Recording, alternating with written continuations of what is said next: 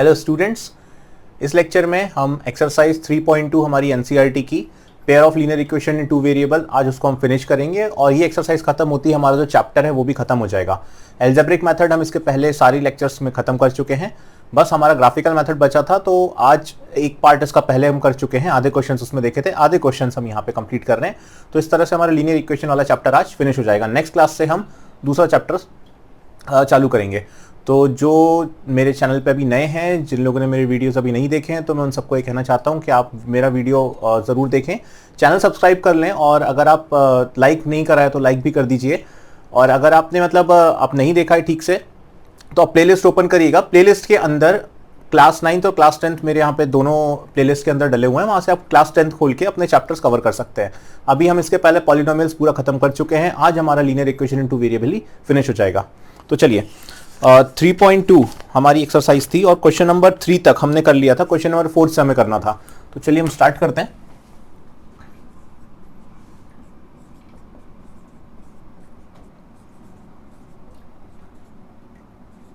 Exercise है हमारी 3.2।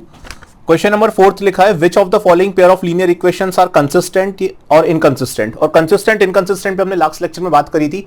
अच्छा, मैं डिस्क्रिप्शन में आपको लिंक दे दूंगा फर्स्ट पार्ट का इसके, तो आप वो फर्स्ट पार्ट वहां से आप कवर कर लेना।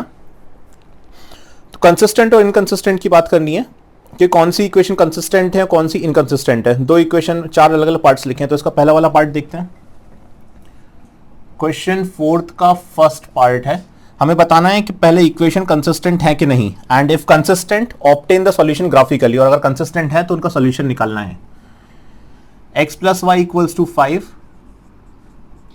दूसरी इक्वेशन लिखिए 2x + 2y = 10। ठीक है, 2x + 2y = 10। अब कंसिस्टेंट है कि नहीं है उसको चेक करने का तरीका क्या होता है, रेशियोज चेक करने पड़ेंगे इनके कोएफिशिएंट्स के। तो ये हम बात कर चुके हैं। कोएफिशिएंट इसका a1 a2 और a1 b1 c1 a2 b2 c2, ये -5 होके = 0 कर देंगे। -5 = 0। सिमिलरली ये लेफ्ट हैंड साइड आएगा तो -10 हो जाएगा, = हो जाएगा 0। तो इसका कोएफिशिएंट 1 हो गया। a1/a2 करना है, हम ये करेंगे a1/a2 और b1/b2, इनको चेक करेंगे पहले। और तीसरा चेक करेंगे c1/c2। तो पहले देख लेते हैं a1/a2 क्या है। a1 है हमारा 1, a2 है मेरा 2, तो ये आ जाएगा 1/2। b1 b2 क्या है, b1 है 1, b2 है 2, तो ये भी आ गया 1/2। सिमिलरली ये है -5 और ये वाला है -10। अच्छा, ये माइनस भी कहेगा, 5 1s और 5 2s। तो देखो तीनों ही आपस में एक दूसरे की इक्वल आ गए। इसका क्या मतलब है, तीनों ही जब एक दूसरे की इक्वल आ जाएंगे तो ये केस कंसिस्टेंट रहेगा। और ये केस कौन सा कहलाता है, इनफाइनाइटली मैनी सॉल्यूशंस। मैंने आपको बोला था लास्ट क्लास में, रेशोज आप याद कर लेना। सॉल्यूशन मिल रहा है ना, या तो यूनिक मिले या इनफाइनाइट मैनी सॉल्यूशन मिले, इसका मतलब है कि इक्वेशन कैसी है, कंसिस्टेंट है। कंसिस्टेंट है तो इसका सॉल्यूशन जरूर होगा। अब इसका सॉल्यूशन कैसा होगा, इनफाइनाइटली मैनी सॉल्यूशंस। और मैंने लास्ट केस में बताया था, जब ये कंडीशन बनती है तो लाइंस एक दूसरे को कोइंसाइड करेंगी, मतलब ओवरलैप करेंगी एक दूसरे के ऊपर। तो इनकी हम ग्राफिकल इसका डिजाइन कर लेते हैं। पहला वाला देखो, x + y -5 = 0 लिखा है। मैं x की वैल्यू निकाल लेता हूं अगर, तो x की वैल्यू यहां से क्या हो जाएगी, देखो x = कितना आ जाएगा, 5 - y। ये पूरा का पूरा उठा के उधर किया तो 5 - y हो गया। अब x आया 5 - y, तो इसमें मैं पॉइंट्स निकाल लूंगा, इसके टेबल ड्रॉ करूंगा। 3 पॉइंट्स निकाल सकते हो या हमारा 2 से भी काम चल जाता है, तो हम यहाँ पे 2 ही निकालेंगे। देखो जब मैंने y को 0 रखा, जब मैं y को 0 रखूंगा तो x कितना मिल जाएगा मुझको, 5। y 0 रखा तो x = 5। ठीक है, अब x 0 रख दिया, जब x 0 रखा तो y = 5, या y 5 रखा तो x = 0, दोनों ही केस है। ठीक है, अब यहां से कोऑर्डिनेट्स क्या मिले, 5,0 मिला पहला मुझको, दूसरा मिला 0,5। इनको यूज करके मैं ग्राफ प्लॉट करूंगा। सिमिलरली मैं इसके भी कोऑर्डिनेट्स निकाल लेता हूं। इसके कोऑर्डिनेट्स क्या आएंगे, देखो ये वाले के,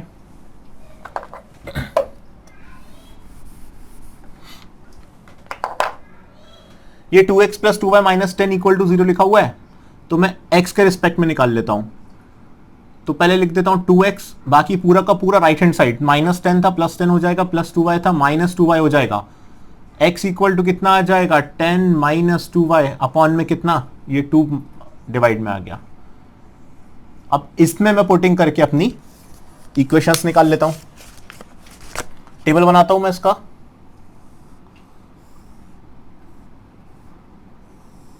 जरूरी नहीं है कि हम 3 पॉइंट्स निकालें, हम 2 से निकालेंगे। y इक्वल टू 0 रखा, जब y इक्वल टू 0 रखूंगा, y इक्वल टू 0 रखा ना, तो जब y इक्वल टू 0 अच्छा सेम हो जाएगा। हम क्या करते हैं, दूसरी वैल्यूज रख लेते हैं, उसमें हम एक एक की वैल्यू रख चुके हैं ना, दूसरी वैल्यू रख लेते हैं। सेम ही आना है कोऑर्डिनेट्स, कोऑर्डिनेट सेम क्यों आएंगे, अगर ये वैल्यू रखोगे तो कोऑर्डिनेट सेम मिलेंगे। क्यों, इनफाइनाइटली मैनी सॉल्यूशन से रेशियोज इक्वल है, और जब रेशियोज इक्वल होते हैं तो लाइन एक दूसरे के ऊपर कोइंसाइड करती हैं। तो अगर y की वैल्यू यहाँ पे 0 रखने पे x 5 मिल रहा है तो यहाँ पर भी आपको वही मिलेगा, और यहाँ पे x 0 रखने पे अगर y 5 मिल रहा है तो सिमिलरली जब यहाँ x 0 रखोगे तो y भी 5 मिलेगा, क्योंकि कोइंसाइड कर रही है। तो इसलिए आप यहाँ पर वैल्यू हम दूसरी ले लेते हैं। हम दूसरी क्या लेते हैं, y इक्वल टू 1 रख देते हैं।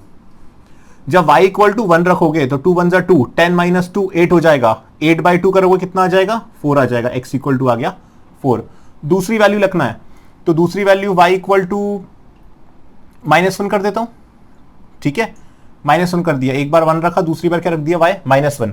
जब y -1 रखा तो 2 × -1 -2, और एक माइनस है तो 10 + 2 हो जाएगा, 10 + 2 हो गया 12, 12 डिवाइडेड बाय 2 करूंगा तो x कितना आ गया 6। तो दो कोऑर्डिनेट्स मेरे यहां से भी बन गए, क्या बन गए 4, 1, और दूसरा बन गया मेरा 6, -1।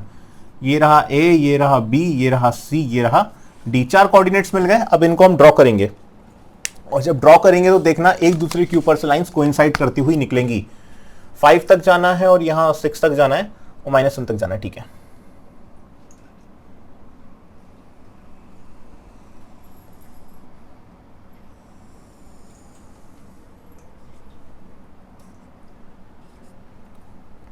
वन 2 3 4 5 6 तक ही है, और ये -1 0 1 2 3 4 5 6, ये कितने तक जा रहा है, ये +1 ही लो और यहाँ पे रखो -1, x डैश y डैश। चलो पॉइंट्स पुट करते हैं।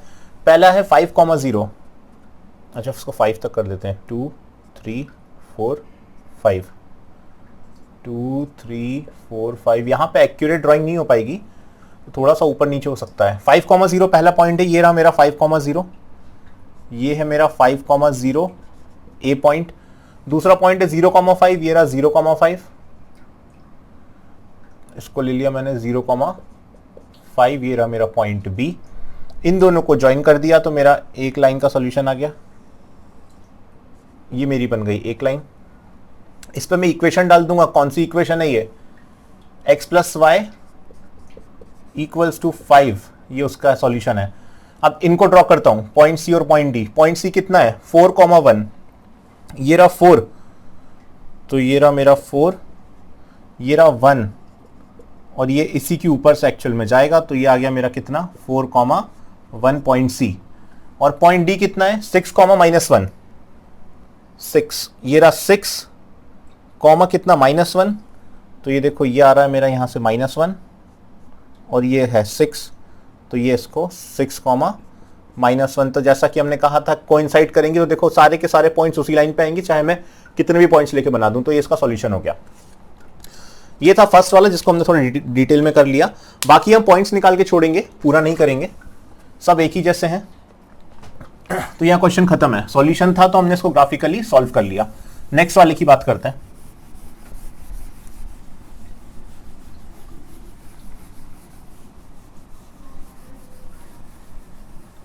चलो नेक्स्ट वाला देखो, x - y = 8, 3x - 3y = 16।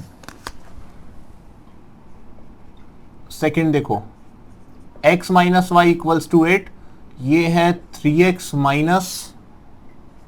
3y = कितना 16। इसमें पहले रेशो निकाल लेते हैं। पहले हम निकाल लेते हैं a1/a2। a1/a2 कितना आएगा 1/3 हो गया a1/a2। अब निकाल लेता हूं b1/b2। तो जब b1 अपॉन b2 निकालूंगा तो कितना होगा, -1 अपॉन -3। अभी निकाल लेता हूं क्या, c1 अपॉन c2। अब जब c1 अपॉन c2 निकालूंगा, ये 8 लेफ्ट हैंड साइड, 8 गया लेफ्ट हैंड साइड तो हो गया माइनस में, सिमिलरली 16 भी गया लेफ्ट हैंड साइड तो हो गया माइनस में, इक्वल टू लग गया 0। तो ये क्या होगा, -8 अपॉन माइनस का 16।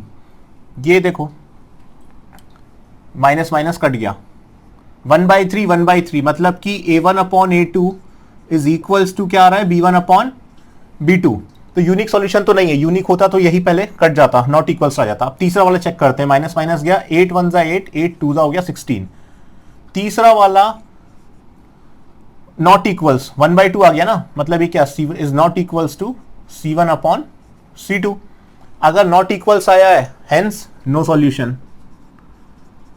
अगर कोई सॉल्यूशन ही नहीं है तो इक्वेशन कैसी हुई, इनकंसिस्टेंट। सेकंड वाला क्वेश्चन हमारा इनकंसिस्टेंट हो गया। अब थर्ड वाला देख लेते हैं।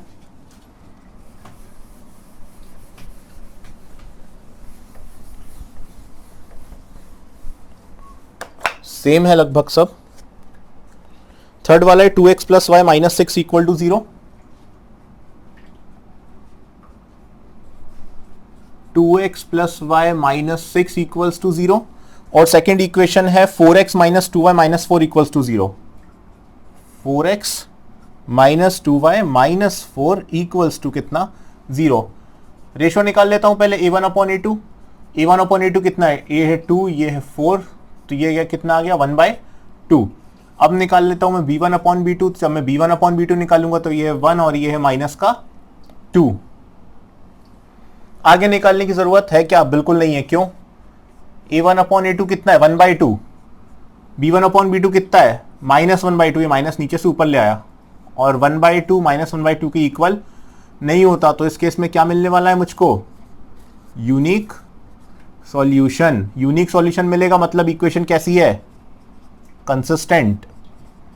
और अगर कंसिस्टेंट है तो हम वही काम करेंगे, इनका डायग्राम बना के इनके कोऑर्डिनेट्स निकाल लेंगे, कोऑर्डिनेट्स निकाल के इसको ग्राफिकली सॉल्व करेंगे और हमारा आंसर इजीली आ जाएगा। तो इसके भी एक बार कोऑर्डिनेट्स देख लेते हैं कितने आ रहे हैं।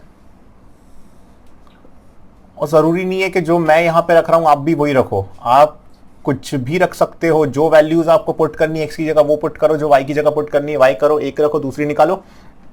पर आंसर जो आपकी जो लाइन बनने वाली है, जो आपको सॉल्यूशन मिलने वाला है ग्राफ पे, वो सेम होगा।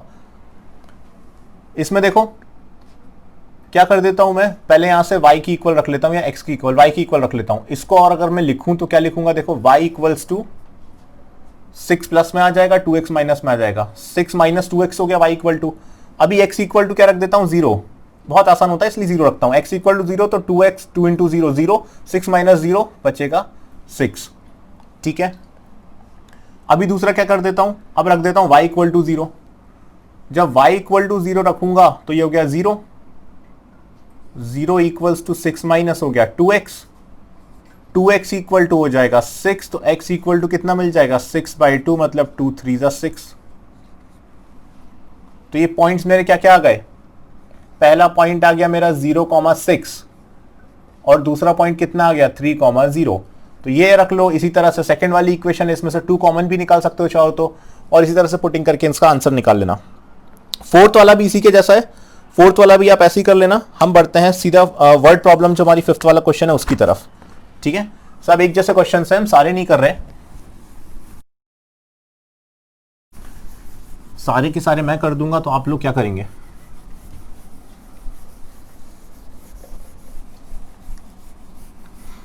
तो इनसे आप प्रैक्टिस कर लेना। हम पिछले लास्ट क्लास में भी हमने 2-3 टाइप के इसी तरह से ऐसे ही क्वेश्चन थे तो हमने उनको छोड़ दिया इसलिए। अब क्वेश्चन 5 पे आते हैं सीधा। वर्ड प्रॉब्लम है, half the perimeter of a rectangular garden whose length is 4 meter more than its width is 36 meter. Find the dimension of the garden. अच्छा, अब ये इसने जो पार्ट क्वेश्चन में जो पार्ट लिखा है ना, दो तरह से दिया है। अगर इसको पढ़ लिया ठीक से तो देखो मैं क्वेश्चन लिख के बताता हूं। Half the perimeter of a rectangular garden, वो लिख रहा है half the perimeter of rectangular garden, rectangular garden, comma दे रहा है, फिर लिख रहा है whose length is whose length is 4 meter more than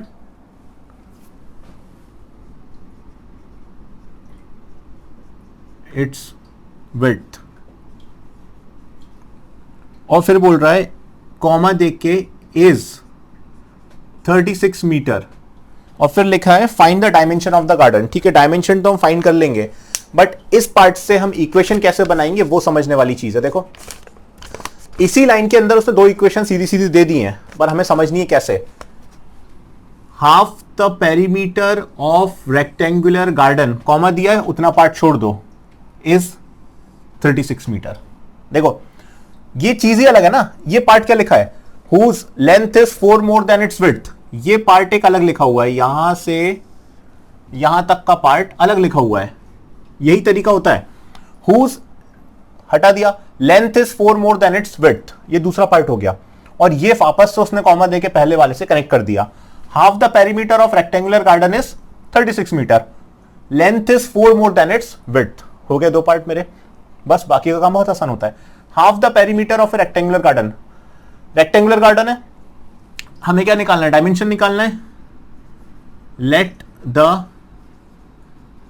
length and breadth of rectangular garden be x and y respectively. चलो लेंथ और विड्थ मैंने क्या मान ली, एक्स और वाई मान ली। अभी क्या,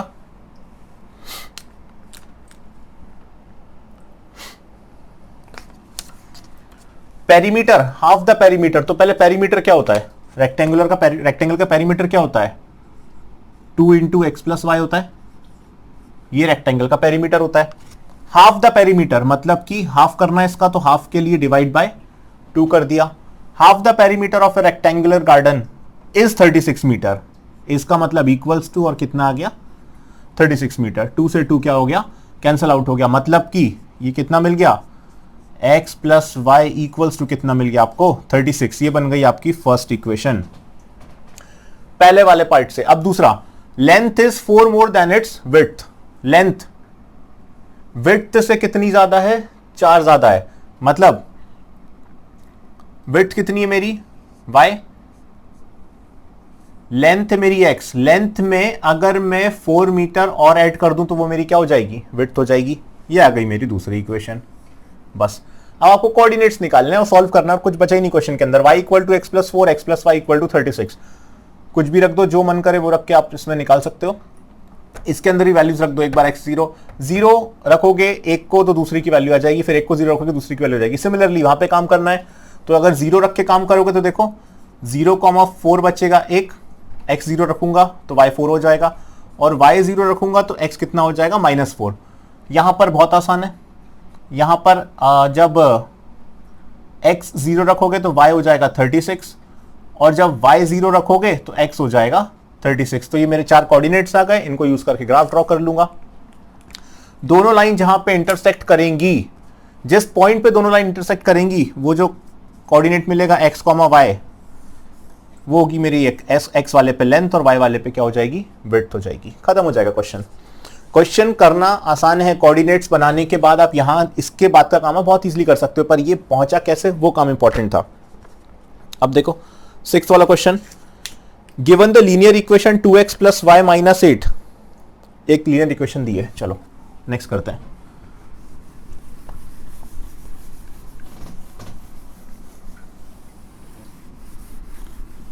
इक्वेशन को समझ तब आएगी आपकी जब आप क्वेश्चंस करेंगे ज्यादा से ज्यादा, जितने ज्यादा क्वेश्चंस करेंगे उतनी आपकी अंडरस्टैंडिंग डेवलप होती जाएगी। Given the linear equation 2x plus 3y minus 8 equal to 0, तो लिख लेते हैं क्वेश्चन 6 था, 2x plus y minus 8 equals to कितना लिखा हुआ है, 0, इतना लिखा हुआ है। Write another linear equation in 2 variables such that the geometrical representation of the pair so formed is, पहला इंटरसेक्टिंग लाइंस बनना चाहिए, दूसरा पैरेलल लाइंस बनना चाहिए, तीसरा कोइंसिडेंट लाइंस बनना चाहिए। हमें एक और लीनियर इक्वेशन बनानी है जिसमें क्या हो, पहला कैसा केस हो, इंटरसेक्टिंग लाइंस का।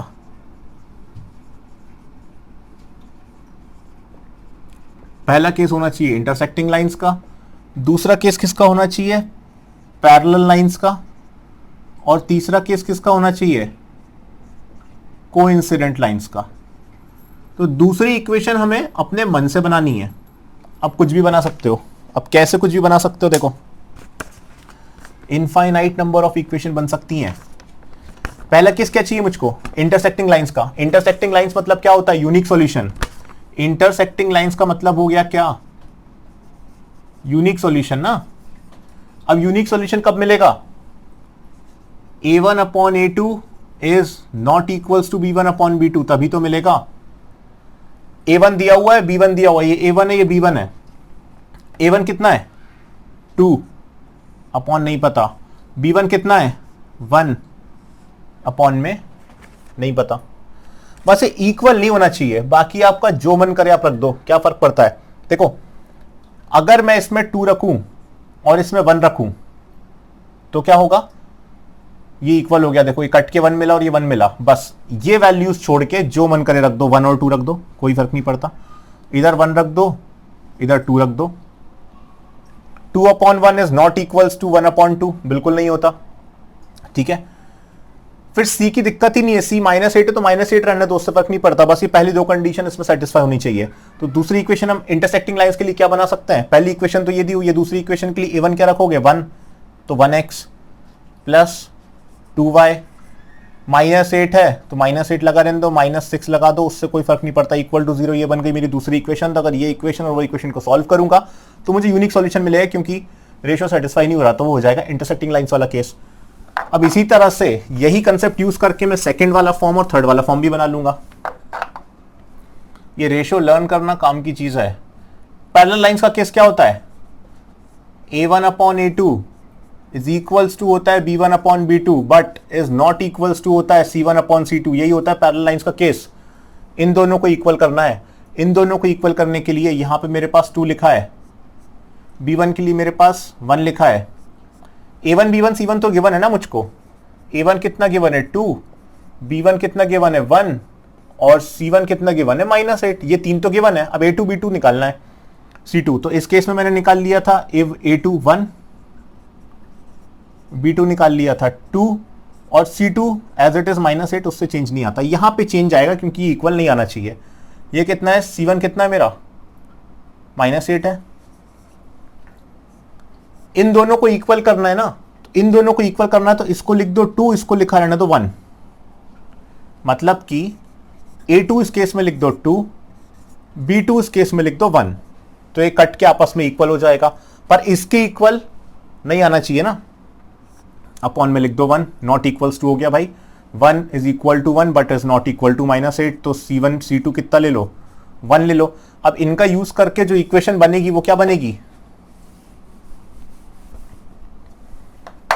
देखो a2 b2 c2 2x plus y plus 1 equal to 0। ये जो मेरी इक्वेशन बनी ये किसकी बनी है, पैरेलल लाइंस की। अब सिमिलरली आप तीसरा कोइंसिडेंट लाइंस निकालना है, तो तीनों आपस में इक्वल होते हैं, तो आप रेशो अपने हिसाब से देख लेना। 2 और 1 तो रहने देना, तीसरा इसको क्या रख दोगे, मुझे 1 की इक्वल -8 रख दो तीसरा वाले को, और अपने आप वो इक्वल हो जाएगा। ऐसा कर सकते हो। अब देखो लास्ट क्वेश्चन जो इस एक्सरसाइज का लास्ट है, हमारा जो चैप्टर चल रहा है इस चैप्टर का लास्ट क्वेश्चन है, उसको देख लो। और ये जो क्वेश्चन है 7th वाला, इस टाइप के क्वेश्चन आपके पेपर में आ सकते हैं और आ भी चुके हैं। क्रॉस मल्टीप्लीकेशन खत्म हो चुका है, क्वेश्चन यहां से ग्राफिकल मेथड से क्वेश्चन आएगा तो यहां से आ सकता है। क्वेश्चन है draw the graphs of the equations.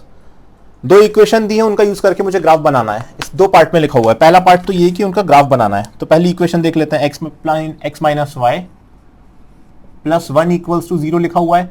इसको और अच्छे से लिखूं तो x इक्वल टू क्या हो जाएगा, y माइनस 1, ये माइनस वाई है, राइट हैंड साइड आएगा प्लस और ये -1, तो ये पहली इक्वेशन हो गई।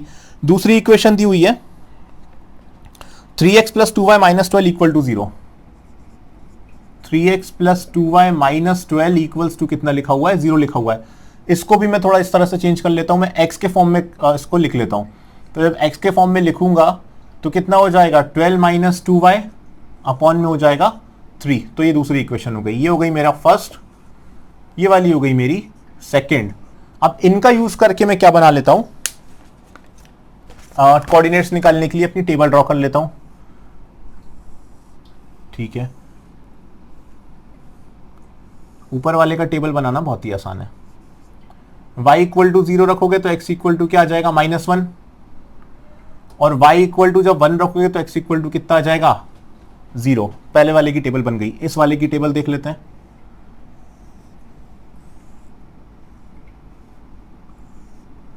ये लिखा है x, ये लिखा है y। अब फिर से मैं क्या कर लेता हूं, y इक्वल टू 0 कर देता हूं। जब y इक्वल टू 0 करोगे तो बचेगा 12 अपॉन 3, तो 3 4 हो जाता है 12, तो x इक्वल टू आ गया 4।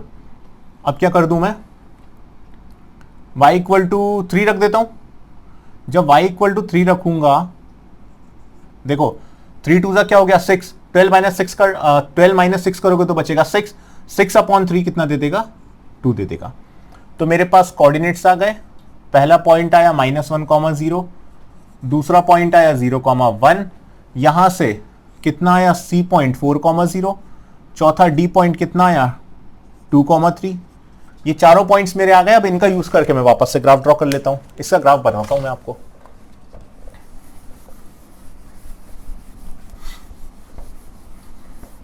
ये तो पहला वाला पार्ट था, ठीक है। Draw the graphs. ग्राफ्स बनाने के बाद वाला काम क्या है, determine the coordinates of the vertices of the triangle formed by these lines. इसका मतलब हुआ कि इन लाइंस का यूज कर, मतलब इन इक्वेशन से जब हम लाइन ड्रॉ करेंगे तो इन लाइंस का यूज करके ट्राइंगल फॉर्म्ड होगा एंड द एक्स एक्सिस। अब वो और ट्राइंगल किसके साथ, एक्स एक्सिस के साथ फॉर्म होगा और उसका ट्राइंगुलर रीजन हमें शेड करना है। तो अब ये हम ऐसे तो समझ नहीं पाएंगे, हम ग्राफ ड्रॉ करते हैं। ग्राफ ड्रॉ करने के बाद हम देखते हैं कि ट्राइंगल बन कैसा रहा है और कहां पे बन रहा है। चलो ग्राफ बनाते हैं इसका।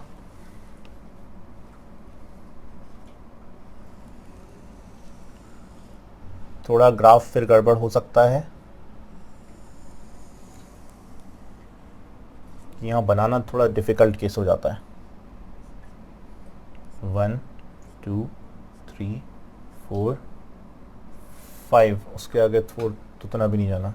1 2 3 4 5, ठीक है। -1, ये रहा -1, इसका भी एक बना दें -1। 1 2 3 4 हो गया, 5 हो गया, ये x हो गया, ये x डैश हो गया, ये y हो गया, ये y डैश हो गया, ये आ गया 1, ये आ गया 2, ये आ गया 3, ये आ गया 4, ये आ गया 5। पहला पॉइंट क्या है -1, 0, ये रहा मेरा 0। ये हो गया मेरा -1, 0 पॉइंट है, -1, 0 आ गया। दूसरा पॉइंट क्या है मेरा 0, 1। अब 0, 1 ये आ गया मेरा दूसरा पॉइंट 0, 1। इन दोनों का यूज करके मैं एक ड्रॉ कर दूंगा लाइन। अब स्ट्रेट लाइन तो मेरी जा नहीं पा रही है, थोड़ी आड़ी टेढ़ी चली गई है। और इसकी इक्वेशन क्या है, x इक्वल टू वाई -1। इसके ऊपर मैंने इक्वेशन लिख दी, ठीक है। अब दूसरा वाले का यूज करूंगा। 4, 0 है तो ये रहा मेरा 4 और वो रहा 0, तो ये आ गया मेरा 4, 0, ठीक है। पॉइंट C, ये था पॉइंट B। D कितना है 2, 3, ये रहा मेरा 2 और 3, मतलब ये इतना ऐसे इस पॉइंट पे इंटरसेक्ट कर रहा है ना। तो 2, 3 ऐसा बन रहा है कुछ, यहां से लाइन आ रही है और इसको कट करती हुई ऐसी जा रही है। ये बना मेरा 2, 3। इस पॉइंट को क्या बोल दूंगा 2, 3। पॉइंट कितना है D पॉइंट है, ठीक है। अब देखो ट्राइंगल 2 बन रहे हैं यहाँ पे। उसने बोला था कि जब हम लाइंस इंटरसेक्ट करेंगी तो 2 ट्राइंगल मतलब ट्राइंगल बन रहा है, पर यहाँ पे ट्राइंगल 2 बन रहे हैं। देखो जब लाइंस ने इंटरसेक्ट किया तो एक ट्राइंगल तो ये नीचे वाला बन रहा है, ये देखो ये ट्राइंगल बन रहा है, और एक ट्राइंगल ये वाला बन रहा है ना। उसने लिखा क्या है वो पढ़ते हैं। ये क्वेश्चंस आते हैं पेपर में इस तरह के। Determine the coordinates of the vertices of the triangle. Triangle की वर्टाइसेस निकालनी है, तो देखो यहां पे ये भी मिल रही है और यहां पे ये भी मिल रही है, पर कौन सी वाली, formed by these lines, in lines का यूज करके, एंड द एक्स एक्सिस। उसने क्लियरली मेंशन करा है एक्स एक्सिस पे। एक्स एक्सिस पे जो ट्राइंगल बन रहा है उसके कोऑर्डिनेट्स से ये, तो ये रही मेरी एक्स एक्सिस। एक्स एक्सिस पे जो ट्राइंगल बन रहा है वो रहा ये ट्राइंगल। उसको शेड भी करना है। शेड द ट्राइंगुलर रीजन, तो देखो ये रहा मेरा एक्स एक्सेस वाला ट्राइंगल, ये मैं इसको शेड भी कर देता हूं, ये है मेरा एक्स एक्सेस वाला ट्राइंगुलर पार्ट जो मुझे बनाना था। ठीक है, अब इसके कोऑर्डिनेट्स भी पूछ रहा है, तो इसके कोऑर्डिनेट्स में लिख दूंगा। क्या है इसके कोऑर्डिनेट्स, ये है -1,0 पहला कोऑर्डिनेट, फिर है मेरा C 4,0 और तीसरा कोऑर्डिनेट ये आया था मेरा D 2,3। तो ये तीन मेरे इसके ट्राइंगल के हो गए कोऑर्डिनेट्स। तो अब यहां पे क्वेश्चन होता है ये पूरा खत्म। इधर वाला पूछता y एक्सेस वाला, तो ये कोऑर्डिनेट में निकाल लेता, मैं ग्राफ में मुझे इजीली मिल जाता, तो फिर ये यहां से मैं इसको y एक्सेस वाला बता देता। इस टाइप के क्वेश्चन आपके पेपर में आ सकते हैं, तो इनको अच्छे से प्रैक्टिस कर लेना। यहां पे मेरा pair of linear equation into variable खत्म होता है। नेक्स्ट क्लास से हम न्यू चैप्टर स्टार्ट करने वाले हैं। तो अगर आपको वीडियो पसंद आया हो तो प्लीज को लाइक जरूर करना, मेरे चैनल को सब्सक्राइब कर लेना, वीडियो फ्रेंड्स में भी शेयर कर देना और बने रहना मेरे साथ, क्योंकि ये हम पूरा सिलेबस जो 10th क्लास का है वो इसी तरह से कंप्लीट करेंगे। ठीक है, फिर मिलते हैं नेक्स्ट वीडियो में। Good bye.